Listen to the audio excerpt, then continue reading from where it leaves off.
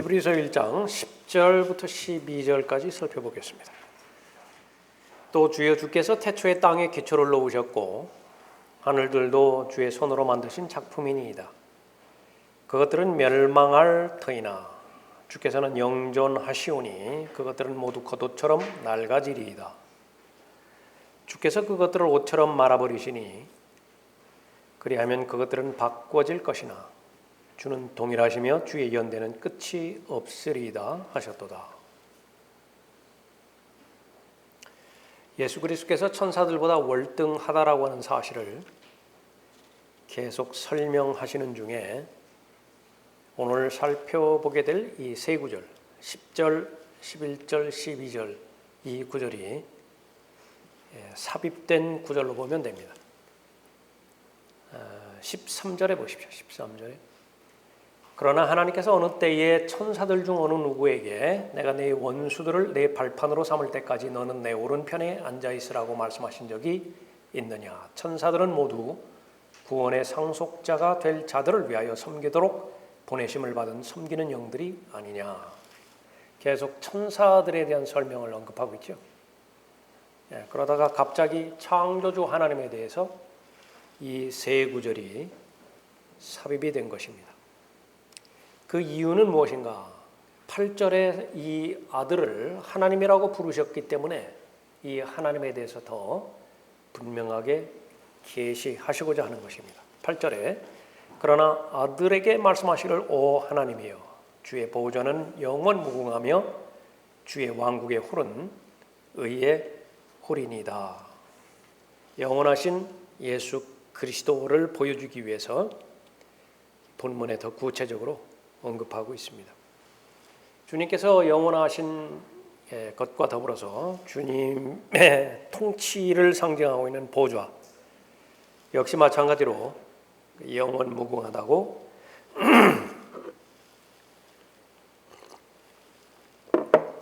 말씀하시죠. 그런 맥락에서 창조주 하나님이신 예수 그리스도에 대해서 언급하고 있습니다. 10절 또 주여 주께서 태초에 땅에 기초를 놓으셨고 하늘들도 주의 손으로 만드신 작품이니이다. 두 가지 창조의 영역이 나오는데 하나는 땅에 기초가 나오죠. 창세기 1장 1절을 언급하는 것입니다. 태초에 하나님께서 하늘과 땅을 창조하셨죠. 땅에 대해서는 구체적으로 욥기 38장 4절부터 6절까지 땅의 기초들을 놓으셨다 그렇게 언급하고 있습니다. 하늘들은 어떻게 된 것인가? 그러면 첫 번째 창조에 이어서 원래 창조에 이어서 재창조에 따라서 첫 번째, 두 번째, 세 번째 하늘들을 창조하신 것이 창세기 1장 2절 이후에 언급하고 있죠. 성경에서는 하나님께서 창조주이심을 계시하시면서 성경이 기록되고 있습니다. 이를 반대하는 이 타락한 죄인들의 가장 첫 번째 본성은 무엇인가? 그 창조주를 부인하는 것입니다. 창조의 역사를 부인하는 것이죠. 미국의 역사는 성경으로부터 시작되었기 때문에 어렵지 않게 창조주 하나님을 인정하고 창조주 하나님의 섭리 가운데서 온 우주 만물이 존속하고 있는 것은 물론이고 역사마저도 하나님께서 주관하신다라고 하는 사실을 인정했습니다. 그 진리를 전달받은 모든 복음을 믿는 모든 사람들도 그러한 믿음부터 시작되지요. 그런데 그 타락이 미국으로부터 시작되었습니다. 그래서 바벨탑, 성경을 대적하고 더 구체적으로 말하면 창조주 하나님을 부인하고 창조의 역사를 부인하기 위해서 사람들은 여러 단체를 만들었는데 그 가운데 하나가 미국 시민 자유연합입니다. 역사가 오래됐는데 이 사람들을 상대로 해서 유명한 그 원숭이 재판이라고 하는 것이 테네시 데이톤에서 그렇게 열렸습니다. 한쪽은 창조론을 주장하고 있고 또 하나는 진화론을 주장하고 있습니다. 그때의 창조론을 주장했던 사람은 그 내용은 성경적인 견해를 언급했습니다. 그때의 대법원의 결정은 무엇이냐? 그 당시에는 공립학교에서 창조론 하나만 가르쳤는데 그것이 위법이라고 판결을 내린 거예요. 둘 다 가르쳐야 된다는 것이죠. 지금에 와서는 어떻게 바뀌어지는 것인가? 지금 두 가지 이론을 다 가르치는 것은 위법이다라고 하는 것입니다. 한 가지 이론만 가르쳐야 되는데 그것은 진화론만 가르쳐야 된다라고 하는 것이에요. 모두가 다 그 선례를 다 따르고 있는 것입니다. 우리나라에서 창조론 가르치나요? 만약에 가르친다고 하면 어떻게 되는 거예요? 그것은 헌법에 위반되는 것이라고 그렇게 결론을 내릴 것입니다. 요즘에 들어와서는 더 그렇죠. 차별금지법의 그 핵심은 참된 기독교 신앙을 방해하는 것입니다. 모두가 다 어디로 가는 것인가? 물질주의 숭배로 들어가는 거예요. 성경의 사실은 무엇인가?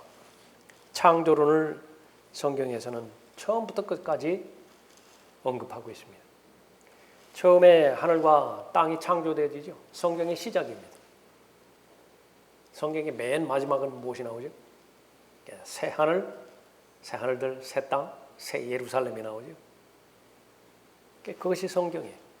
창조를 부인해서는 안 되는 것이죠. 창조를 성경에서는 진리로 언급하고 있고요. 더 구체적으로 들어가서 에너지 보존의 법칙도 성경 말씀 가운데서 언급하고 있습니다. 골로새서 1장 16절이라든지 히브리서 1장 1절 2절 말씀도 마찬가지죠. 이 마지막 날들에 그의 아들을 통하여 우리에게 말씀하셨으니 이 아들을 만물의 상속자로 세우시고 또 그를 통하여 그분께서 세상들을 지으셨느니라. 여기 세상들, 물리적인 공간뿐만 아니라 첫째 하늘, 둘째 하늘, 셋째 하늘, 우주 그것만을 말하는 것이 아니라 세상, 지금 현재 있는 세상, 앞으로 올 세상, 그 세상까지도 다 창조하신 것이죠. 그런데 그 창조하신 세상을 만물을 붙들고 계시죠. 에너지가 필요하다고. 에너지의 근원은 어디인가? 하나님으로부터 나오는 것입니다. 에너지 보존의 법칙에 대해서 언급하고 있죠. 베드로후서 3장 5절에서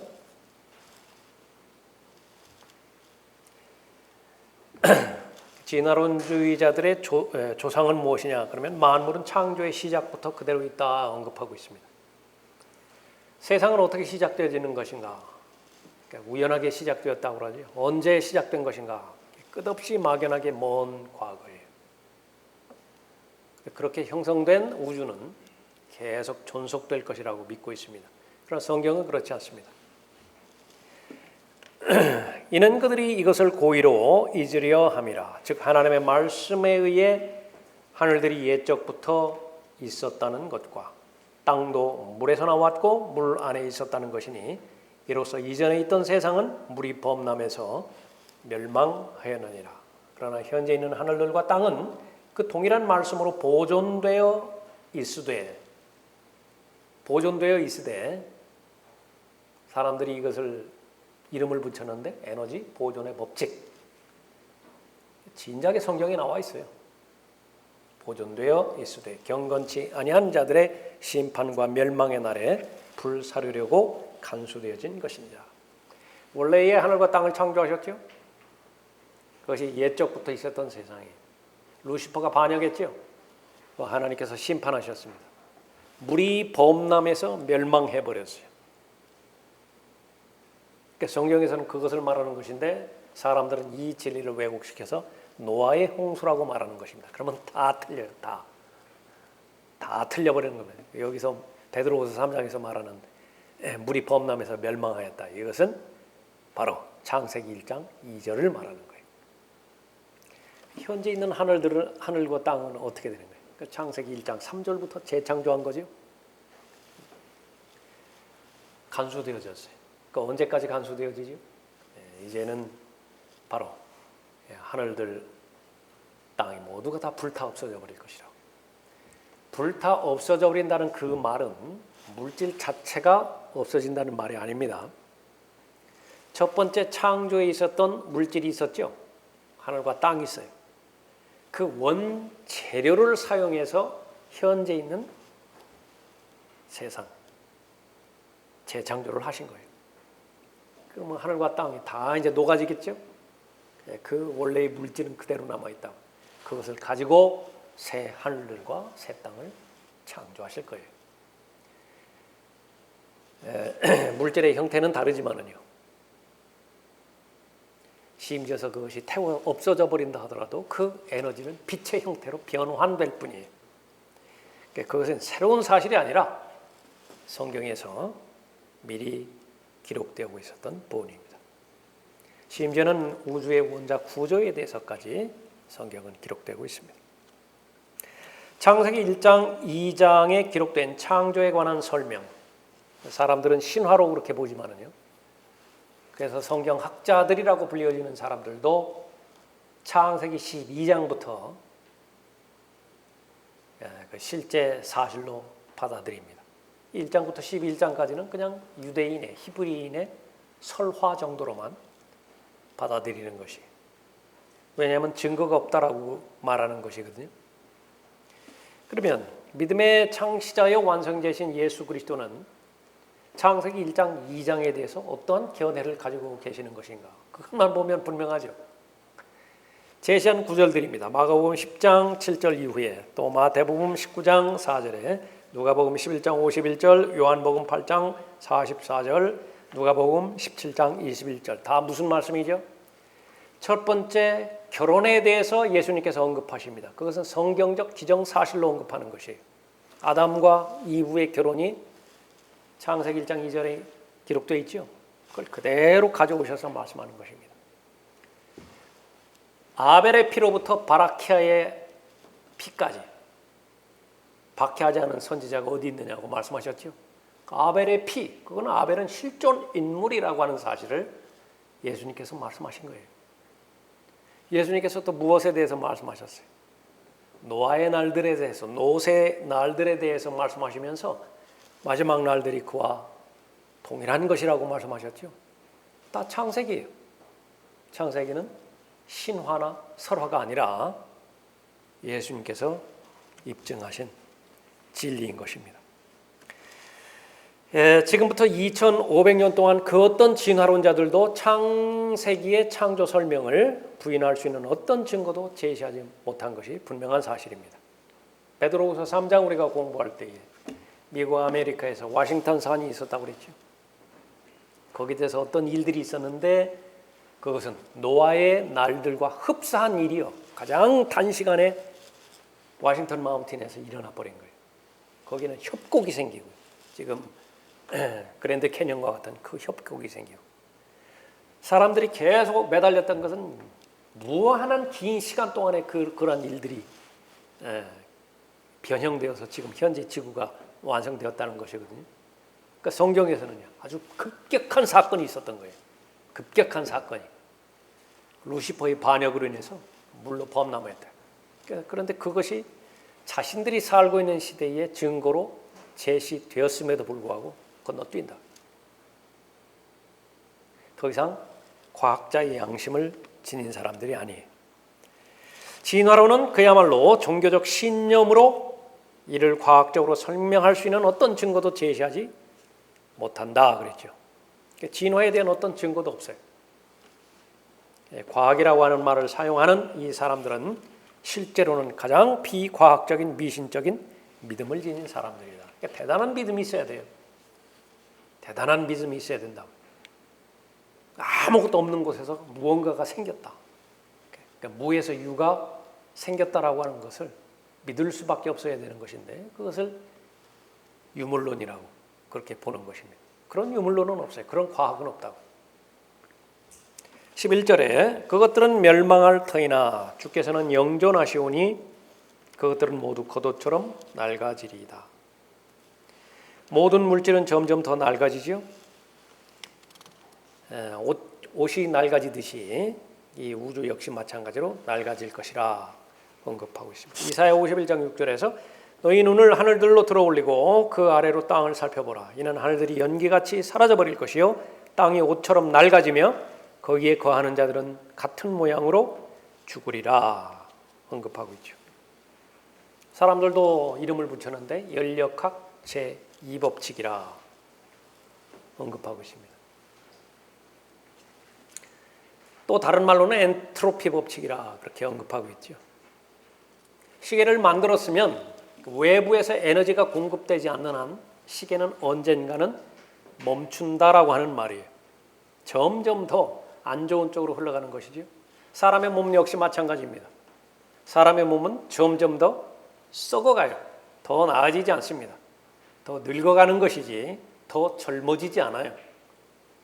에너지 연력학 제2법칙이라 그렇게 언급하고 있습니다. 하나님 자신만을 제외하고 모든 것이 다 닳아 없어져 버리는 것입니다. 나는 곧 나니라. I am that I am. 스스로 존재하시는 분이세요. 사람들이 말하는 그렇게 발명하고자 했었던 연구기관, 외부에서 에너지가 공급이 되지 않음에도 불구하고 계속 에너지를 생산할 수 있는 연구기관, 그것은 하나님 이외에는 찾을 수가 없는 것입니다. 그 하나님에 대해서는 설명할 수 없어요. 사람들이 제한적입니다. 욥기 21장 7절에서 내가 찾는다고 해서 하나님을 찾아낼 수 있겠느냐? 내가 전능하신 분을 완전히 찾아낼 수 있겠느냐? 하나님을 조금씩 더 보여주시는 과정 가운데서 이제 획기적인 변화가 휴거일 거예요. 실제로 직접 대면하니까요. 그러나 계속 대면하고 있는 스랍들, 계속 대면하고 있는 그룹들이 있죠. 근데 그 스랍들이 하는 일들은요, 하나님을 계속해서 찬양하는 일입니다. 거룩하시도다, 거룩하시도다, 거룩하시도다. 계속 알아가면 알아가는데 끝이 있을 법도 한데 끝이 없는 분이에요. 계속해서 경이롭고 계속해서 감탄의 외침이 솟아나올 수밖에 없고 그 영원토록 찬양 받으시기에 합당하신 분이십니다. 감당할 수 없는 것이죠. 그런데 지금 휴거가 일어나기 전에 이 땅에 흙에 속한 존재로서 살아가는 사람의 관점에서 하나님을 알 수 있는 그 영역은 얼마나 되는 것인가. 교만한 자들은 다 안다고 말하는 것이죠. 그래서 사람이 만물의 중심, 만물의 영장이라고 그렇게 말하는 것입니다. 가장 어리석게 만드실 것이죠. 내가 찾는다고 해서 하나님을 찾아낼 수 있겠느냐? 내가 전능하신 분을 완전히 찾아낼 수 있겠느냐? 그러나 하나님을 알면 알수록 그 사람의 상태는 겸손해질 수밖에 없습니다. 그 전까지는 하나님을 어느 정도 알았다 생각했는데요. 그 전에는 나도 성경을 제법 어느 정도 안다라고 그렇게 봤는데 그 깊이에 한번 들어가기 시작하면 도대체 이 말씀의 끝은 어디인 것인지 모르는 거예요. 그 고백이에요. 오 기입도다 하나님의 지혜와 지식에 부요하며 그분의 심판을 어찌 헤아리며 그분의 지나간 길을 어찌 찾아내리요. 누가 주의 생각을 알았느냐. 그러니까 과거에는 내가 좀 알았다고 생각했다고. 누가 그분의 의논자가 되었느냐. 누가 먼저 그분께 들여서 되돌려받겠느냐. 이는 만물이 그분께로부터 나와 그분을 통하여 그분께로 돌아감이라. 그분 안에서 모든 것이 다 하나가 되는 것입니다. 불교에서 이 부분에 대해서 뭐라고 하든, 힌두교에서 뭐라고 하든, 그리스 로마 철학에서 뭐라고 하든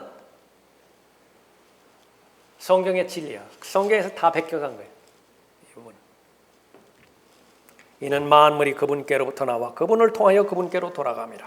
영광이 그분께 영원히 있으리로다. 이 부분을 겸손하게 받아들이지 않는 모든 사람의 마음을 하나님께서는 혼란시키시죠. 과학이라고 하는 이름으로, 철학이라고 하는 이름으로 무슨 사회과학, 인문과학, 자연과학 여러 가지 있잖아요. 무수히 많은 것들을 탐구의 대상으로 놓고 연구합니다. 평생을 거쳐서 연구하는 것은 물론이고요. 그 다음 때를 거쳐서 인류의 역사가 탐구의 역사라고 본다. 그런데 그 가운데 하나님만 빼놓아요. 그 가운데 영혼에 관련된 주제만 빼놓아요. 가장 어리석죠. 정말로 중요한 것은 영혼에 관련된 부분인데 사람이 한번 죽잖아요. 그 죽음의 문제를 해결하지 못한 오늘 아무리 위대한 것을 연구하고 개발하고 성취했다 손 친다 하더라도 무슨 의미가 있죠? 죽음이 삼켜버릴 텐데. 그렇게 어리석은 것입니다.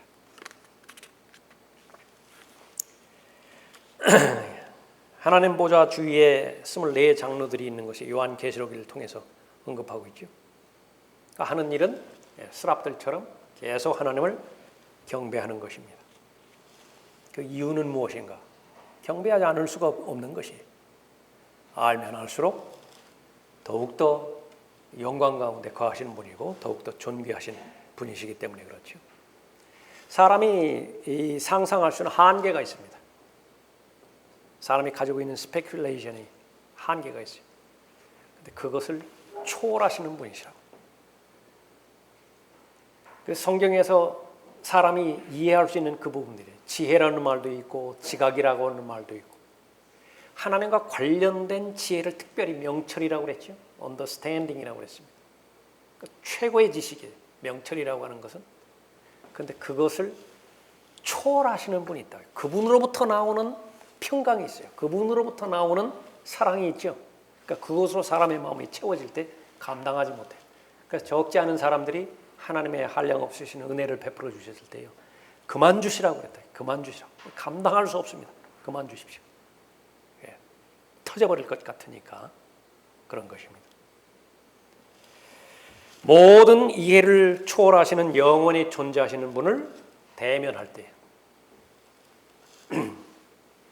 한시라도 입을 다물 수 없는 그런 상태가 경배자들의 상태인 것이죠. 하나님께서 창조하신 모든 피조물들은 연력학 제2법칙에 적용을 받지만은 하나님 자신은 적용되지 않는 것입니다. 법을 친히 만드셨고요. 그 법을 운영하시지만은 그러나 어떤 법과 상충됨이 없이 그 법을 얼마든지 변경시킬 수 있어요. 전혀 하나님께서 만드신 이 우주 만물이 돌아가는데 이상이 없어요. 물은 중력이 있잖아요. 그러니까 공중에 둥둥 떠다니지 않죠. 근데 또 그 중력과 더불어서 부력이라고 하는 힘도 있잖아요. 때로는 이것을요 바꿔버리실 수도 있어요.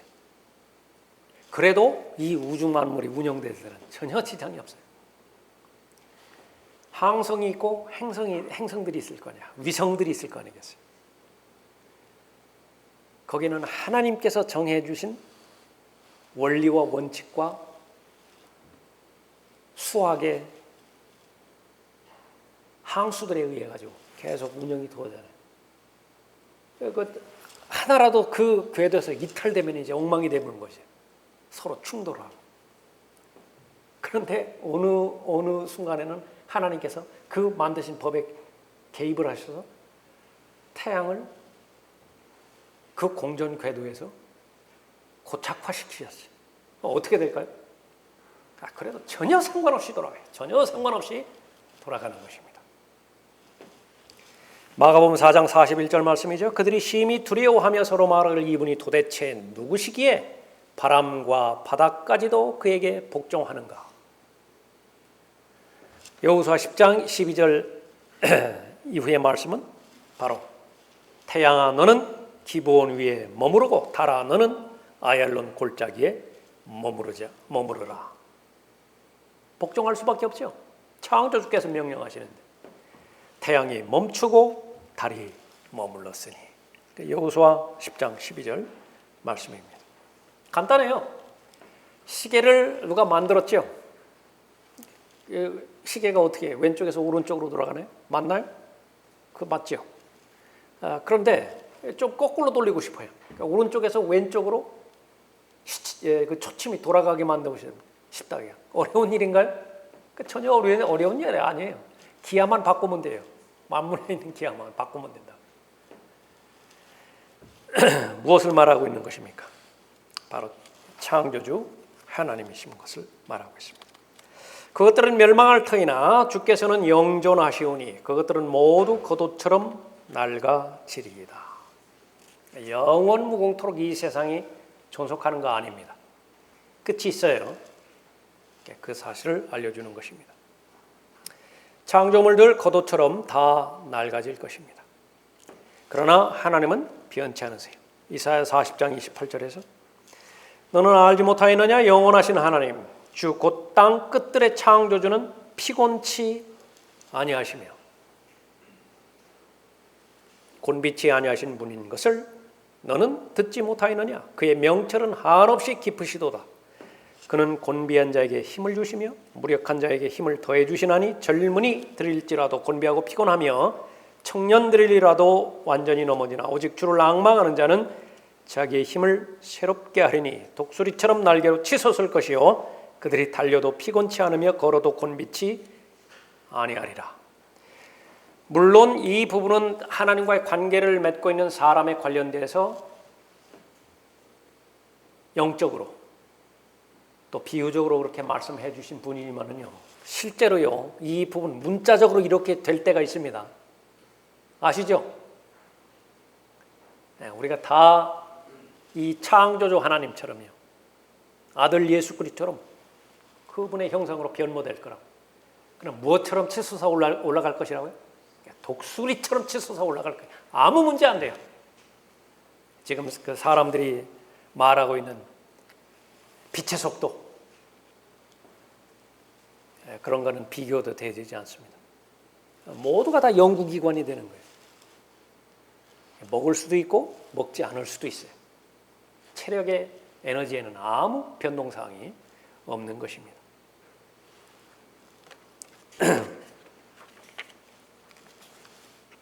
12절에 주께서 그것들을 옷처럼 말아버리시니 그리하면 그것들은 바꿔질 것이나 주는 동일하시며 주의 연대는 끝이 없으리다 하셨도다. 이 옷이 나오는데 이 옷이라고 하는 그 부분은 또 하나님을 계시하는 부분에 있어서 아주 중요한 그런 주제가 됩니다. 어느 날 하나님께서는 자신의 옷을 현재 입고 있는 옷을 벗으시고 바꿔 입으신다라고 하는 그런 것 내용이에요. 베드로후서 3장 13절에서 우리는 그의 약속대로 의가 거하는 새 하늘과 새 땅을 기다리는도다. 하나님의 영광이 있는데 그 하나님의 영광을 옷으로 입는 것이 바로 우리가 지금 살고 있는 우주입니다. 그러나 어느 날 이 우주는 옷을 말아버리듯이요 다 말아버리는 거예요. 그러면 보좌만 남습니다. 하나님의 보좌만 남는다. 그럼 하나님 자신이 드러나시는 거예요. 계시의 절정이겠죠. 그럼 다 하나님 보는 거예요. 거룩함을 추구하는 사람만 보는 경륜이 있습니다. 히브리서에서 특히 거룩함을 추구하는 사람만 보는 그 대상에 대해서 언급하고 있죠. 그 대환란 성도들이.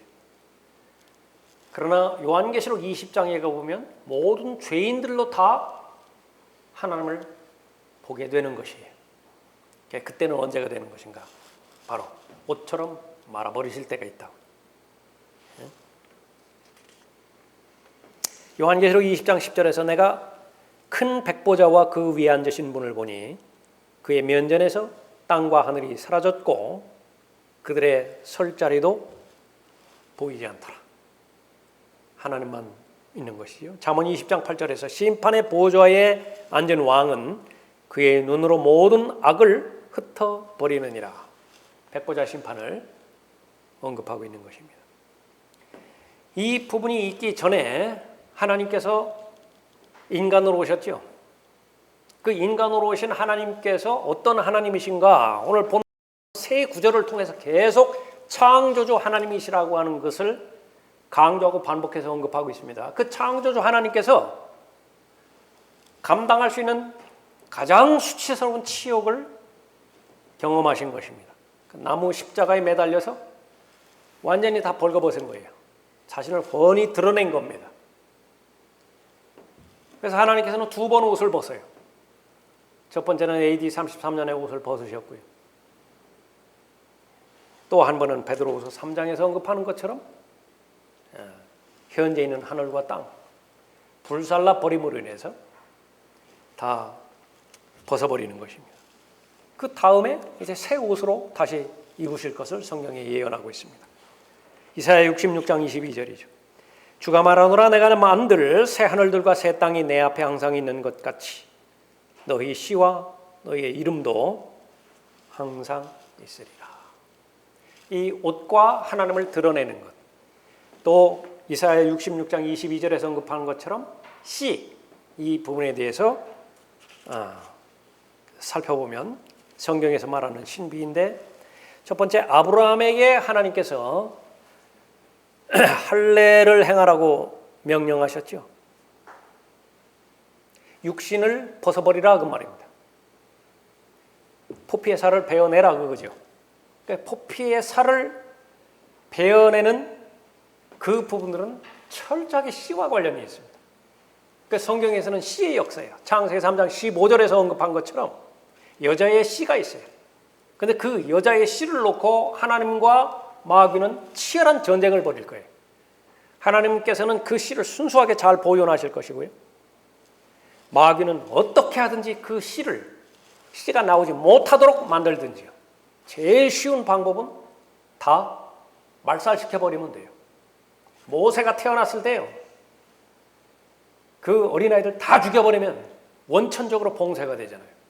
예수님께서 태어나셨을 때 그 어린아이들 다 죽여버리면 하나님께서 약속한 씨가 나오지 않죠. 그 방법이 있고요.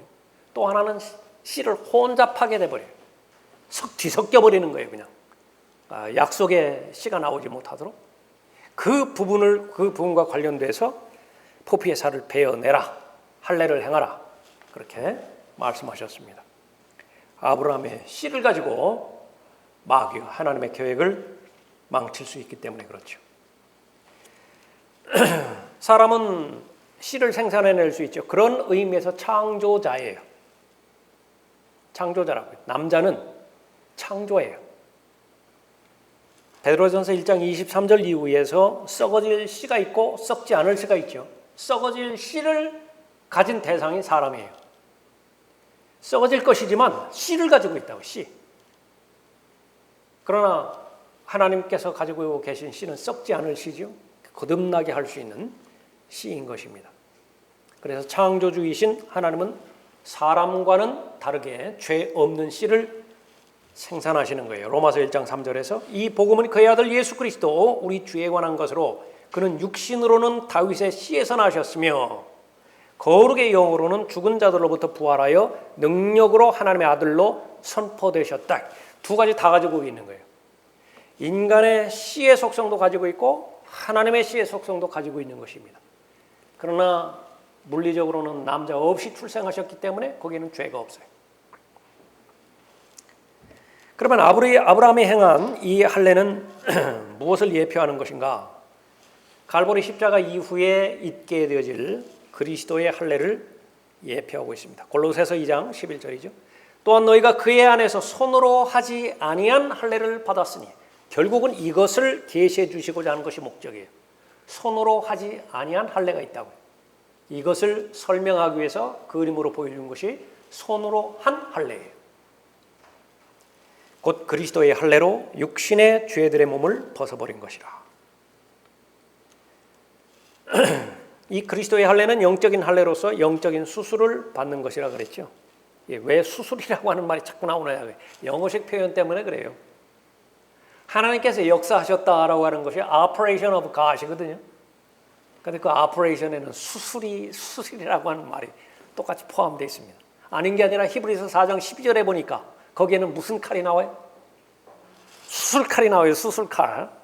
칼 중에서 제일 예리한 것이 수술칼이잖아요. 생선 썬던 칸으로 복부 열 수 있어요? 불가능하다. 그 가장 예리한 칼 가운데서 지금 가장 예리한 것이 레이저 칼일 것이라고. 그러나 레이저보다 더 예리한 칼이 말씀에 의한 칼이에요. 왜? 레이저는 혼과 영을 나누지는 못하잖아요. 그러나 하나님의 말씀은 혼과 영, 그것을 나눌 수 있다. 그 칼을 가지고 무엇을 하셨어요? 바로 육신의 죄들의 몸을 혼으로부터 분리시켜 버린 것입니다. 그리스도의 할례가 행하기 전까지는 육신의 죄들의 몸하고요, 혼이 들러붙어 버렸어요. 로마서 7장에서는 이 부분을 결혼이라고 언급했죠. 그러니까 둘이 한 몸이 된 거예요. 육신과 혼이 한 몸이 됐다. 그러니까 이 육신이 죄를 지으면 고스란히 혼이 그 죄를 다 뒤집어 쓰는 것입니다. 한 몸이에요.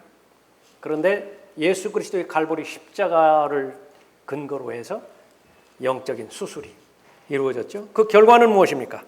인간의 혼은 육신으로부터 배어내서 썩을 육신으로부터 놓여져 자유롭게 된 것입니다. 이제는 완벽한 이혼이 이루어진 거예요. 이혼했다가 이혼됐어요. 이혼되었기 때문에 이 혼은 누구와 결혼할 근거가 마련됐어요? 예수 그리스도와 혼인할 근거가 됐어요. 예수 그리스도와 혼인이 됐다. 순결한 처녀로서 예수 그리스도와 혼인이 이루어졌죠. 자, 그 물리적 할례는 어떤 의미에서는 물리적으로 생산할 수 있는 인간의 능력의 근원을 드러내준다 그랬습니다. 모든 영적 생명의 근원은 예수 그리스도이시죠. 그래서 요한복음 19장 23절에서 그때 병사들이 예수를 십자가에 못 박고 나서 그의 겉옷을 들고 네 조각으로 나누어 각자 한 조각씩 가지며 또한 주의 속옷도 가지니 그 속옷은 잊지 않고 위로부터 통으로 짠 것이라. 그래서 그 수치스러운 장소에서 썩어져 없어져 버릴 인간들이 창조주 하나님이신 예수 그리스도를 조롱했던 것입니다. 다섯 번째 보면 어느 날 전능하신 하나님께서는 자신을 우주에 드러내실 것이다 그랬죠. 그때는 예루살렘 바깥 언덕에 세워진 나무 십자가 위에서 자신을 드러내지 않으신다. 그때는 하늘과 땅이 그 광경을 감당할 수 없는 권세와 순수함을 지니시고 공개적으로 나타나신다. 그렇게 언급하고 있습니다. 그래야면 그것들은 바꾸어질 것이나 주는 동일하시며 주의 연대는 끝이 없으리로다 하셨도다. 그래서 예수 그리스도는 어제나 오늘이나 영원토록 동일하세요. 옷처럼 달아 없어지지 않는 것이지요. 그분이 바로 주 예수 그리스도이세요. 언어의 한계가 있기 때문에 그냥 better, 더 좋은 그것으로만 그렇게 표현이 될 뿐이죠. 그러나 그 이상의 언어가 없는 것 같아요. 예수 그리스도 어떤 분이신가? 계속해서 천사보다 훨씬 더 월등하신 분이시다. 그런데 그 월등하신 하나님의 속성은 어떤 것인가? 아들은 하나님으로서 창조주이시고요. 창조의 모든 역사는 바로 창조주이신 하나님께서 주관하고 계신다라고 하는 사실을 우리가 살펴봤죠. 자, 오늘은 여기까지 하겠습니다.